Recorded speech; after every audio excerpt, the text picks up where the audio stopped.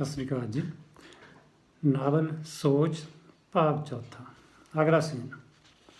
ਪਵਿੱਤਰ ਸਿੰਘ ਦੀ ਪਤਨੀ ਹਰਜੋਤ ਨੂੰ ਮਜਬੂਰਨ ਕਟਹਿਰੇ ਵਿੱਚ ਜਾਣਾ ਪੈਂਦਾ ਹੈ।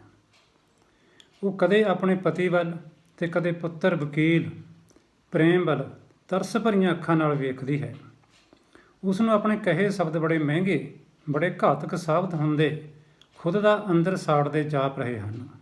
ਉਹ ਬੇਵਸ ਲਾਚਾਰ ਬੁੱਤ ਬਣੀ ਖੜੀ ਹੈ। ਜੱਜ ਸਾਹਿਬ ਉਸ ਨੂੰ ਬੋਲਣ ਲਈ ਵਾਰ-ਵਾਰ ਆਖ ਰਹੇ ਹਨ, ਨਹੀਂ ਜੱਜ ਸਾਹਿਬ, ਮੈਂ ਪਤਾ ਨਹੀਂ ਕੀ ਕਹਿ ਬੈਠੀ। ਮੈਂ ਮੇਰੇ ਪਤੀ 'ਤੇ ਕੋਈ ਦੋਸ਼ ਬਰਦਾਸ਼ਤ ਨਹੀਂ ਕਰ ਸਕਦੀ ਸੀ। ਮੈਂ ਉਹਨਾਂ ਨੂੰ ਬਚਾਉਂਦੀ ਝੂਠ ਬੋਲ ਬੈਠੀ। ਅਦਾਲਤ ਦੇ ਅੰਦਰ ਲੋਕਾਂ ਦੀ ਇੰਨੀ ਭੀੜ ਹੈ ਕਿ ਪਿੱਛੇ ਕੁਝ ਲੋਕ ਖੜ੍ਹ ਕੇ ਅਦਾਲਤ ਦੀ ਕਾਰਵਾਈ ਸੁਣ ਰਹੇ ਹਨ। ਖੜ੍ਹੇ ਲੋਕਾਂ ਵਿੱਚੋਂ ਇੱਕ ਆਵਾਜ਼ ਆਉਂਦੀ ਹੈ, ਨਹੀਂ ਜੱਜ ਸਾਹਿਬ, ਇਹ ਔਰਤ ਹੁਣ ਝੂਠ ਬੋਲ ਰਹੀ ਹੈ, ਪਹਿਲਾਂ ਸੱਚ ਬੋਲ ਚੁੱਕੀ ਹੈ। ਬੋਲਣ ਵਾਲਾ ਅੱਗੇ ਵਧ ਰਿਹਾ ਹੈ, ਜੋ ਬੜਾ ਚੁਸਤ ਫਰਤੀਲਾ, ਚਾਲ ਢਾਲ ਤੇ ਪਹਿਰਾਵੇ ਤੋਂ ਜੈਂਟਲਮੈਨ ਦਿਸ ਰਿਹਾ ਸੀ। ਜਿਸ ਨੂੰ ਦੇਖ ਕੇ ਪਵਿੱਤਰ ਸਿੰਘ ਤੇ ਉਸ ਦਾ ਪ੍ਰਧਾਨ ਹੱਕੇ ਬੱਕੇ ਰਹਿ ਗਏ। ਉਹ ਹੈਰਾਨ ਤੇ ਪਰੇਸ਼ਾਨ ਹੋ ਕੇ ਸੋਚ ਰਹੇ ਹਨ, ਇਹ ਉਹ ਸਬਜ਼ੀ ਵਾਲਾ ਹੈ ਕਿ ਇਹ ਸਾਨੂੰ ਗੁੰਮਰਾਹ ਕਰ ਰਿਹਾ ਸੀ। ਸਬਜ਼ੀ ਵਾਲਾ ਹੁਣ ਆਪਣੇ ਹੀ ਅੰਦਾਜ਼ ਵਿੱਚ ਉਹਨਾਂ ਦੇ ਪੈਰਾਂ ਹੇਠੋਂ ਮਿੱਟੀ ਖਿਸਕਾ ਦੇਣ ਦਾ ਸਟਾਈਲ ਮਾਰ ਰਿਹਾ। ਉਹ ਜੱਜ ਸਾਹਿਬ ਦੇ ਸਾਹਮਣੇ ਜਾ ਪੇਸ਼ ਹੋਇਆ ਤੇ ਆਪਣੇ ਹੱਥ ਵਿੱਚ ਫੜੇ ਲਿਫਾਫੇ ਨੂੰ ਲਹਿਰਾਉਂਦਾ ਬੋਲਿਆ, ਜੱਜ ਸਾਹਿਬ, ਜੇਕਰ ਅਦਾਲਤ ਅੱਜ DNA ਰਿਪੋਰਟ ਮੁਤਾਬਕ ਫੈਸਲੇ 'ਤੇ ਮੁਹਰ ਲਗਾ ਦਿੰਦੀ ਹੈ, ਪਰ ਕੱਲ੍ਹ ਨੂੰ ਇਹ ਸਾਬਤ ਹੋ ਜਾਵੇ ਕਿ ਪਵਿੱਤਰ ਸਿੰਘ ਤਾਂ ਔਲਾਦ ਪੈਦਾ ਹੀ ਨਹੀਂ ਕਰ ਸਕਦਾ ਸੀ, ਤਾਂ ਅਦਾਲਤ ਦੇ ਮਾਣ ਸਨਮਾਨ 'ਤੇ ਪ੍ਰਸ਼ਨ ਚਿੰਨ੍ਹ ਲੱਗ ਜਾਏਗਾ। ਕੱਲ੍ਹ ਤਾਂ ਦੂਰ ਦੀ ਗੱਲ ਹੈ ਜੱਜ ਸਾਹਿਬ, ਮੇਰੇ ਕੋਲ ਇਹ ਇਸ ਵਕਤ ਹੀ ਸਬੂਤ ਹੈ ਕਿ ਪਵਿੱਤਰ ਸਿੰਘ ਵਕੀਲ ਪ੍ਰੇਮ ਦਾ ਬਾਪ ਨਹੀਂ ਹੈ, ਨਾ ਹੀ ਇਹ ਬਾਪ ਬਣਨ ਦੇ ਯੋਗ ਸੀ। ਅਸਲ ਸੱਚਾਈ ਤਾਂ ਇਹ ਹੈ ਕਿ ਵਕੀਲ ਪ੍ਰੇਮ ਮੇਰਾ ਬੇਟਾ ਹੈ। ਅਦਾਲਤ ਵਿੱਚ ਬੈਠੇ ਲੋਕ ਇੱਕ ਦੂਸਰੇ ਵੱਲ ਹੈਰਾਨ ਹੋ ਕੇ ਤੱਕਣ ਲੱਗੇ। ਹਰਜੀਤ ਸਿੰਘ ਨੇ ਹੱਥ ਫੜਿਆ ਲਿਫਾਫਾ ਜੱਜ ਸਾਹਿਬ ਵੱਲ ਪਹੁੰਚਾ ਦਿੱਤਾ। ਪਵਿੱਤਰ ਸਿੰਘ ਦੀਆਂ ਅੱਖਾਂ ਵਿੱਚ ਗੁੱਸਾ ਸਾਫ਼-ਸਾਫ਼ ਝਲਕ ਰਿਹਾ ਸੀ, ਪਰ ਉਹ ਕੁਝ ਬੋਲ ਨਾ ਸਕਿਆ। ਜੱਜ ਸਾਹਿਬ ਨੇ ਲਿਫਾਫੇ ਵਿੱਚੋਂ ਕਾਗਜ਼ ਦੇਖੇ, ਜਾਂਚ ਪੜਤਾਲ ਕੀਤੀ, ਕੁਝ ਦੇਰ ਸੋਚਣ ਲੱਗੇ। ਵਕੀਲ ਪ੍ਰੇਮ ਉੱਠਿਆ, ਮਾਈ ਲਾਰਡ, ਇਹ ਵਿਅਕਤੀ ਅਦਾਲਤ ਦੀ ਕਾਰਵਾਈ ਵਿੱਚ ਵਿਘਨ ਪਾ ਰਿਹਾ ਹੈ। ਇਸ ਕੇਸ ਨਾਲ ਮੇਰੀ ਪਦੈਸ਼ 'ਤੇ ਉਛਾਲੇ ਜਾ ਰਹੇ ਚਿੱਕੜ ਦਾ ਕੋਈ ਸੰਬੰਧ ਨਹੀਂ। ਪਵਿੱਤਰ ਸਿੰਘ ਅਦਾਲਤ ਦੇ ਫੈਸਲੇ ਨਾਲ ਰਜ਼ਾਮੰਦ ਹੈ। ਅਪੀਲ ਕਰਨ ਵਾਲੇ ਰਮਨ ਦੀ ਰਜ਼ਾਮੰਦੀ ਲੈ ਕੇ ਕੇਸ ਦਾ ਬਣਦਾ ਫੈਸਲਾ ਦੇ ਕੇ ਅਦਾਲਤ ਦੇ ਕੀਮਤੀ ਵਕਤ ਨੂੰ ਬਚਾਉਣ ਦੀ ਮੇਰੀ ਬੇਨਤੀ ਮਨਜ਼ੂਰ ਕਰੋ। ਹਰਜੀਤ ਸਿੰਘ ਦੇ ਦਿੱਤੇ ਕਾਗਜ਼ ਪੜ੍ਹ ਕੇ ਕਾਫੀ ਸੋਚ ਵਿਚਾਰ ਤੋਂ ਬਾਅਦ ਜੱਜ ਸਾਹਿਬ ਬੋਲੇ, DNA ਰਿਪੋਰਟ ਸਾਬਤ ਕਰਦੀ ਹੈ ਕਿ ਪਵਿੱਤਰ ਸਿੰਘ ਰਮਨ ਦਾ ਪਿਤਾ ਹੈ, ਪਰ ਦੂਸਰੀ ਪੇਸ਼ ਹੋਈ ਰਿਪੋਰਟ ਸਾਬਤ ਕੁਝ ਹੋਰ ਹੀ ਕਰਦੀ ਹੈ। ਅਦਾਲਤ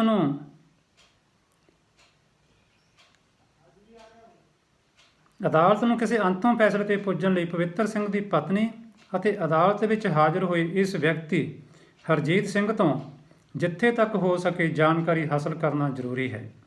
ਇਸ ਲਈ ਅਦਾਲਤ ਹਰਜੀਤ ਸਿੰਘ ਨੂੰ ਕਟਹਿਰੇ ਵਿੱਚ ਖੜ੍ਹਾ ਹੋ ਕੇ ਆਪਣੇ ਬਾਰੇ ਅਤੇ ਇਸ ਕੇਸ ਦੇ ਸੰਬੰਧ ਵਿੱਚ ਜਾਣਕਾਰੀ ਦੇਣ ਦਾ ਅਧਿਕਾਰ ਦਿੰਦੀ ਹੈ। ਧੰਨਵਾਦ ਜੱਜ ਸਾਹਿਬ। ਹੁਣ ਹਰਜੀਤ ਸਿੰਘ ਪਾਰਟੀ ਪ੍ਰਧਾਨ ਦੇ ਬਰਾਬਰ ਜਾ ਕੇ ਜਰਾ ਰੁਕ ਕੇ ਉਸਦੇ ਕੰਨ ਕੋਲ ਮੂੰਹ ਲਾ ਕੇ ਕਹਿੰਦਾ ਹੈ, ਕਿਉਂ ਸ੍ਰੀਮਾਨ ਜੀ, ਹੁਣ ਉਮੀਦਵਾਰ ਬਦਲੋਗੇ ਨਾ? ਪਾਰਟੀ ਪ੍ਰਧਾਨ, ਨਹੀਂ, ਕੋਈ ਜ਼ਰੂਰਤ ਨਹੀਂ। ਲੋਕਾਂ ਦਾ ਹਾਜ਼ਮਾ ਅਸੀਂ ਇਸ ਪ੍ਰਦੂਸ਼ਤ ਕਰ ਦਿੱਤਾ ਕਿ ਉਹ ਸਾਡੀ ਹਰ ਬਦਤਮੀਜ਼ੀ ਨੂੰ ਚੰਗੀ ਤਰ੍ਹਾਂ ਸਹਾਰ ਸਕਦੇ ਨੇ। ਹਰਜੀਤ ਸਿੰਘ ਅੱਗੇ ਵੱਧਦਾ ਹੈ। ਪਵਿੱਤਰ ਸਿੰਘ ਕਟਹਿਰੇ 'ਚੋਂ ਬਾਹਰ ਨਿਕਲਦਾ ਹੈ। ਹਰਜੀਤ ਅੰਦਰ ਜਾਂਦਾ ਹੈ। ਦੋਨੋਂ ਅੱਖਾਂ ਮਿਲਾਉਂਦੇ ਹਨ। ਪਵਿੱਤਰ ਘੂਰਦਾ ਹੈ, ਪਰ ਹਰਜੀਤ ਮੁਸਕਰਾ ਕੇ ਸ਼ਾਇਦ ਇਹ ਕਹਿਣ ਦਾ ਇਸ਼ਾਰਾ ਕਰਦਾ ਹੈ ਕਿ ਬਿੱਛੂਆ, ਖੁਦ ਆਪਣੀ ਹੀ ਜ਼ਹਿਰ ਨਾ ਸਹਾਰ ਸਕੇਗਾ। ਖੁਦ ਆਪਣੇ ਡੰਗ ਤੋਂ ਡੰਗਿਆ ਗਿਆ ਤੂੰ, ਤੜਫ ਤੜਫ, ਸਿਰਫ ਤੜਫ ਹੀ ਸਕਦਾ ਤੂੰ, ਤੜਫ।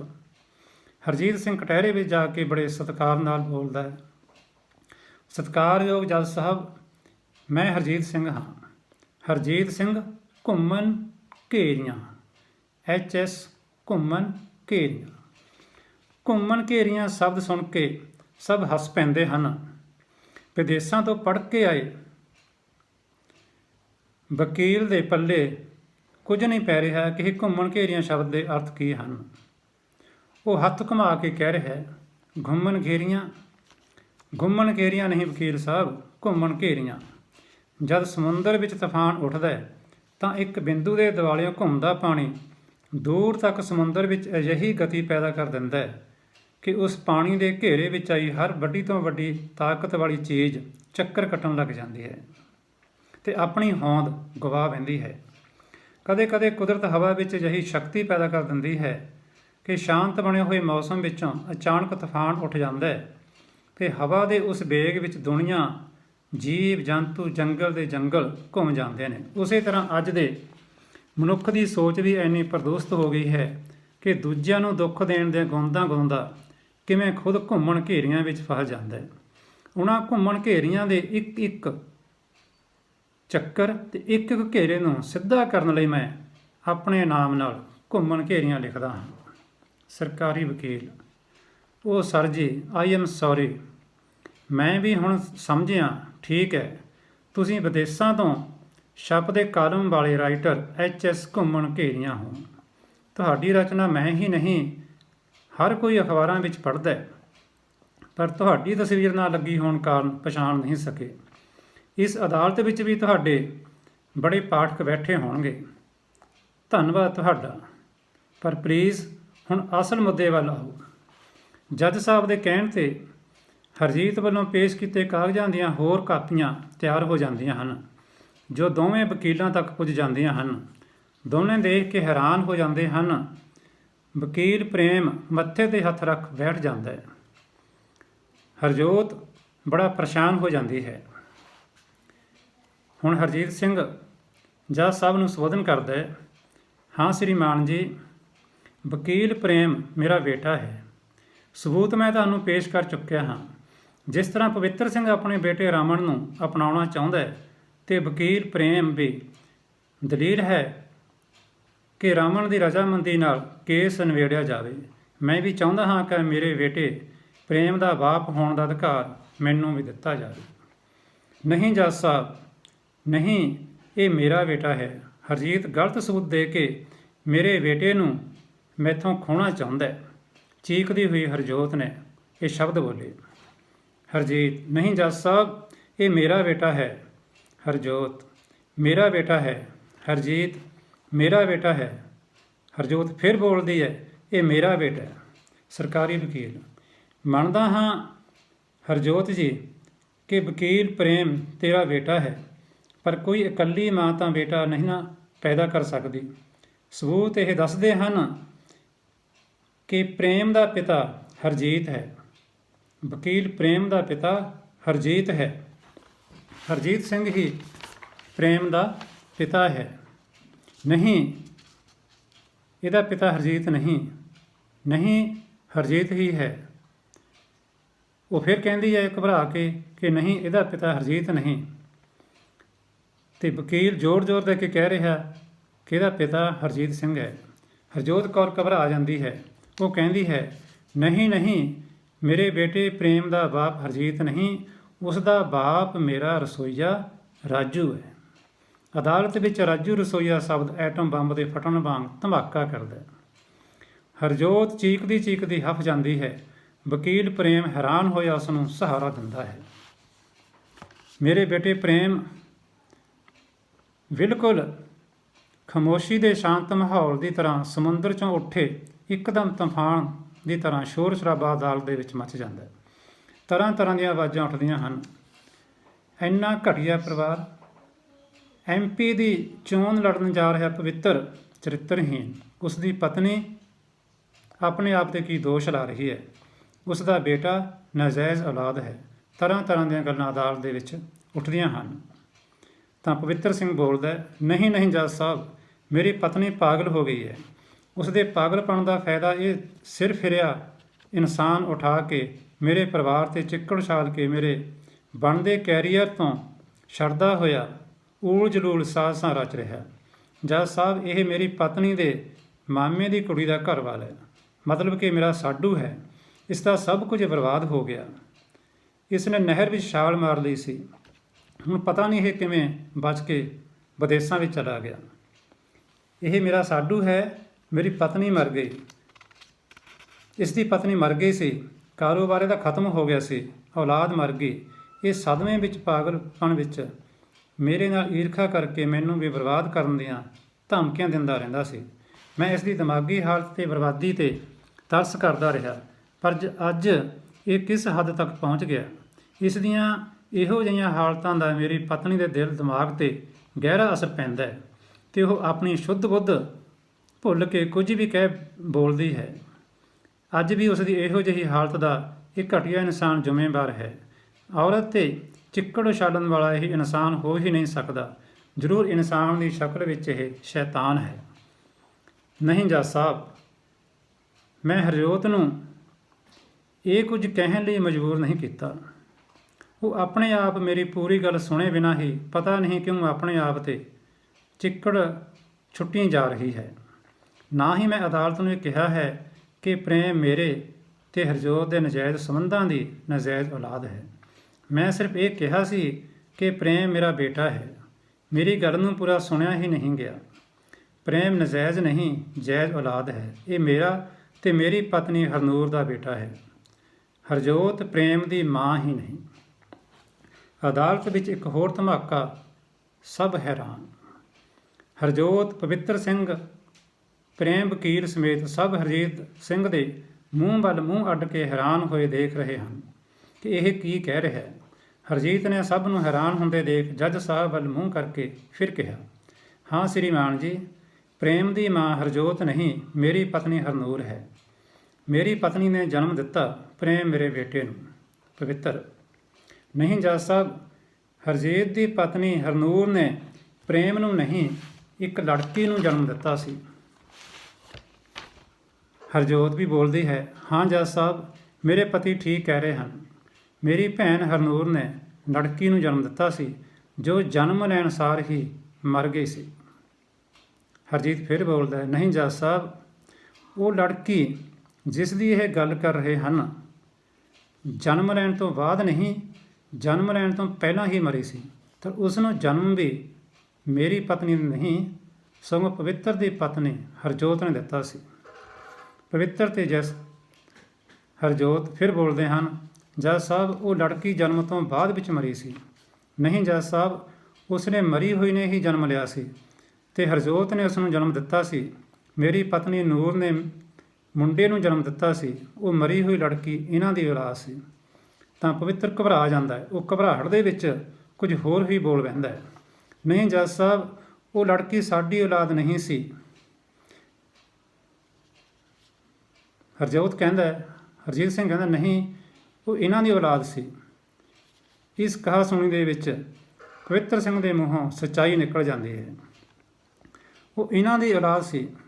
ਜੱਜ ਸਾਹਿਬ, ਪਵਿੱਤਰ ਜੋਸ਼ ਨਾਲ ਬੋਲਦਾ, ਨਹੀਂ ਜੱਜ ਸਾਹਿਬ, ਜੇਕਰ ਉਹ ਲੜਕੀ ਨੂੰ ਮੇਰੀ ਪਤਨੀ ਨੇ ਜਨਮ ਦਿੱਤਾ ਹੁੰਦਾ ਤਾਂ ਉਸ ਨੂੰ ਮਰਵਾਉਂਦੇ ਹੀ ਕਿਉਂ। ਨੋਟ ਕਰੋ ਜੱਜ ਸਾਹਿਬ, ਪਵਿੱਤਰ ਸਿੰਘ ਦੇ ਅੰਦਰਲੇ ਪਾਪੀ ਮਨ ਦਾ ਬਿਆਨ। ਪਾਰਟੀ ਪ੍ਰਧਾਨ ਵੀ ਇੱਕਦਮ ਸੁਣ ਕੇ ਘਬਰਾ ਜਾਂਦਾ। ਉਹ ਵੀ ਖੜ੍ਹਾ ਹੋ ਕੇ ਪਵਿੱਤਰ ਨੂੰ ਬੋਲਦਾ, ਪਵਿੱਤਰ, ਇਹ ਤੂੰ ਕੀ ਵਕ ਰਿਹਾ ਹੈ? ਤੂੰ ਪਾਰਟੀ ਦਾ ਉਮੀਦਵਾਰ ਹੈ। ਤੂੰ ਜਨਤਾ ਦਾ ਨੇਤਾ ਬਣਨ ਜਾ ਰਿਹਾ ਹੈ। ਇੱਕ ਮਾਸੂਮ ਦਾ ਕਾਤਲ ਨਹੀਂ ਹੋ ਸਕਦਾ। ਤਾਂ ਹਰਜੀਤ ਪਾਰਟੀ ਪ੍ਰਧਾਨ ਨੂੰ ਕਹਿੰਦਾ, ਪ੍ਰਧਾਨ ਜੀ, ਹਜੇ ਦੇਖੋ ਕਿ ਅੱਗੇ ਅੱਗੇ ਕਿਹੜੇ ਕਿਹੜੇ ਪਾਪ ਉਗਲਦੇ ਨੇ। ਇਹ ਇੱਕ ਮਾਸੂਮ ਬੱਚੀ ਦੇ ਕਤਲ ਦਾ ਹੀ ਨਹੀਂ, ਅਜੇ ਤਾਂ ਬਹੁਤ ਪੋਲ ਖੁੱਲ੍ਹਣੇ ਬਾਕੀ ਹਨ। ਇਸ ਪਾਪੀ ਜੋੜੇ ਨੇ ਹਸਪਤਾਲ ਦੇ ਸਟਾਫ ਨਾਲ ਰਲ ਕੇ ਮੈਨੂੰ, ਮੇਰੀ ਪਤਨੀ ਅਤੇ ਸਾਡੇ ਹੋਣ ਵਾਲੇ ਬੱਚੇ ਨੂੰ ਮਰਵਾਉਣ ਦੀ ਸਾਜ਼ਿਸ਼ ਰਚੀ, ਜਿਸ ਵਿੱਚ ਇਹ ਆਪਣੀ ਸਕੀਮ ਮੁਤਾਬਕ ਤਾਂ ਕਾਮਯਾਬ ਹੋਏ, ਪਰ ਕੁਦਰਤ ਦੇ ਰੰਗ ਇਹਨਾਂ ਪਾਪੀ ਲੋਕਾਂ ਦੀ ਸਮਝ ਵਿੱਚ ਅੱਜ ਤੱਕ ਨਹੀਂ ਆਈ। ਜੱਜ ਸਾਹਿਬ ਨੇ ਕਾਗਜ਼ ਦੇ ਪੰਨਿਆਂ 'ਤੇ ਕੁਝ ਲਿਖਣ ਤੋਂ ਬਾਅਦ ਬੋਲੇ, ਪਵਿੱਤਰ ਸਿੰਘ ਤੇ ਹਰਜੋਤ ਹਰ ਪੱਖ ਤੋਂ ਮਾੜੇ ਚਰਿੱਤਰ ਤੇ ਮਾੜੀ ਸੋਚ ਨੂੰ ਖੁਦ ਆਪ ਕਬੂਲ ਕਰ ਰਹੇ ਹਨ। ਇਸ ਤੋਂ ਪਹਿਲਾਂ ਕਿ ਅਦਾਲਤ ਹਰਜੀਤ ਦੇ ਹਰ ਬੋਲ ਬਿਆਨ ਨੂੰ ਸੱਚ ਮੰਨਣ ਲਈ ਮਜਬੂਰ ਹੋਵੇ, ਉਸ ਤੋਂ ਪਹਿਲਾਂ ਇਸ ਜੋੜੀ ਨੂੰ ਆਪਣੀ ਸੱਚਾਈ ਪੇਸ਼ ਕਰਨ ਦਾ ਮੌਕਾ ਦਿੱਤਾ ਜਾਂਦਾ ਹੈ। ਅਗਰ ਇਹਨਾਂ ਪਤੀ ਪਤਨੀ ਵਿੱਚੋਂ ਕੋਈ ਵੀ ਜੋ ਸੱਚ ਹੈ ਉਸ ਦੇ ਅਦਾਲਤ ਦੇ ਕੀਮਤੀ ਵਕਤ ਨੂੰ ਬਚਾਉਂਦਾ ਹੈ, ਅਦਾਲਤ ਕੁਝ ਹੱਦ ਤੱਕ ਉਸ 'ਤੇ ਰਹਿਮ ਕਰ ਸਕਦੀ ਹੈ, ਉਸ ਨੂੰ ਸਰਕਾਰੀ ਗਵਾਹ ਬਣਾ ਸਕਦੀ ਹੈ। ਹਰਜੋਤ ਅੱਗੇ ਵੱਧਦੀ ਹੈ, ਜੱਜ ਸਾਹਿਬ, ਮੈਂ ਸਭ ਕੁਝ ਦੱਸਣ ਨੂੰ ਤਿਆਰ ਹਾਂ, ਪਰ ਮੈਂ ਆਪਣਾ ਬੇਟਾ ਪ੍ਰੇਮ ਨਹੀਂ ਖੋ ਸਕਦੀ। ਇੱਕ ਮਾਂ ਦੀ ਕਹਾਣੀ ਹੈ ਇਹ, ਜੋ ਅੱਜ ਤੋਂ 20-22 ਸਾਲ ਪਹਿਲਾਂ ਦੇ ਉਹ ਦਿਨ ਤੇ ਅੱਜ ਅਦਾਲਤ ਦੇ ਆਹ ਦਿਨ, ਇਹ ਸਭ ਸਾਡੀ ਮਾੜੀ ਸੋਚ ਦਾ ਨਤੀਜਾ ਹਨ। ਮੈਂ ਸਭ ਕੁਝ ਦੱਸਦੀ ਹਾਂ। ਹੁਣ ਪਾਪਾਂ ਦੀ ਪੰਡ ਇੰਨੀ ਭਾਰੀ ਹੋ ਗਈ ਹੈ ਕਿ ਇਸ ਨੂੰ ਖੁੱਲ੍ਹਣ ਤੋਂ ਕੋਈ ਨਹੀਂ ਬਚਾ ਸਕਦਾ। ਮੈਂ, ਹਰਜੋਤ ਤੇ ਮੇਰੇ ਮਾਮੇ ਦੀ ਲੜਕੀ ਇਹ ਹਰਨੂਰ, ਅਸੀਂ ਯੂਨੀਵਰਸਿਟੀ ਦੇ ਵਿੱਚ ਇਕੱਠੀਆਂ ਪੜ੍ਹਦੀਆਂ ਸੀ। ਪਵਿੱਤਰ ਵੀ ਉਸ ਯੂਨੀਵਰਸਿਟੀ ਦਾ ਵਿਦਿਆਰਥੀ ਸੀ ਤੇ ਕਬੱਡੀ ਦਾ ਖਿਡਾਰੀ ਸੀ। ਪਵਿੱਤਰ ਵੀ ਉਸ ਯੂਨੀਵਰਸਿਟੀ ਦਾ ਵਿਦਿਆਰਥੀ ਸੀ ਤੇ ਕਬੱਡੀ ਦਾ ਖਿਡਾਰੀ ਸੀ। ਇੱਕ ਮਸਤ ਉੱਚਾ ਲੰਬਾ ਗੱਭਰੂ ਮੇਰੇ ਮਨ ਨੂੰ ਭਾ ਗਿਆ। ਪਵਿੱਤਰ ਵੀ ਮੈਨੂੰ ਬਹੁਤ ਪਸੰਦ ਕਰਦਾ ਸੀ। ਮੈਂ ਜਾਣਦੀ ਸੀ ਕਿ ਪਵਿੱਤਰ ਕਰੈਕਟਰ ਪੱਖੋਂ ਠੀਕ ਨਹੀਂ। ਉਹ ਹਮੇਸ਼ਾ ਸੋਹਣੀਆਂ ਕੁੜੀਆਂ ਨਾਲ ਸ਼ਰਾਰਤਾਂ ਕਰਦਾ ਰਹਿੰਦਾ ਸੀ। ਮੈਂ ਉਸ ਨੂੰ ਸਿਰਫ ਆਪਣਾ ਬਣਾ ਕੇ ਰੱਖਣਾ ਚਾਹੁੰਦੀ ਸੀ, ਇਸ ਲਈ ਮੈਂ ਉਸ ਦੀ ਹਰ ਮੰਗ ਮੰਨਣ ਲਈ ਤਿਆਰ ਰਹਿੰਦੀ ਸੀ। ਪਰ ਮੇਰੀ ਭੈਣ ਨੂਰ ਇਸ ਗੱਲ ਤੋਂ ਮੈਨੂੰ ਤਾੜਦੀ ਰਹਿੰਦੀ। ਉਹ ਪਵਿੱਤਰ ਨੂੰ ਮੇਰੇ ਨਾਲ ਗਲਤ ਹਰਕਤਾਂ ਕਰਨਾ ਅਤੇ ਉਸ ਦਾ ਮੇਰੇ ਘਰ ਵਿੱਚ ਦਿਨ ਰਾਤ ਆਉਣਾ ਪਸੰਦ ਨਹੀਂ ਕਰਦੀ ਸੀ। ਅਸੀਂ ਉਸ ਨੂੰ ਛੋਟੇ ਵਿਚਾਰਾਂ ਵਾਲੀ, ਨੇਕ ਚਾਲ ਚੱਲਣ ਵਾਲੀ ਲੜਕੀ ਕਹਿ ਕੇ ਚਿੜਾਉਂਦੇ। ਉਹਨਾਂ ਦਿਨਾਂ ਵਿੱਚ ਹਰਜੀਤ ਸਾਡੇ ਕਾਲਜ ਵਿੱਚ ਆਇਆ। ਹਰਜੀਤ ਨੂਰ ਦੇ ਸੁਭਾਅ, ਉਸ ਦੇ ਗੁਣਾਂ ਤੋਂ ਕਾਫੀ ਪ੍ਰਭਾਵਿਤ ਹੋਇਆ। ਦੋਨਾਂ ਦਾ ਪਿਆਰ ਹੋ ਗਿਆ। ਇਹ ਦੋਵੇਂ ਤੇ ਅਸੀਂ ਦੋਵੇਂ, ਸਾਡੀਆਂ ਜੋੜੀਆਂ ਵਿੱਚ ਜ਼ਮੀਨ ਅਸਮਾਨ ਦਾ ਫਰਕ ਸੀ। ਧੰਨਵਾਦ ਜੀ। ਬਾਕੀ ਫਿਰ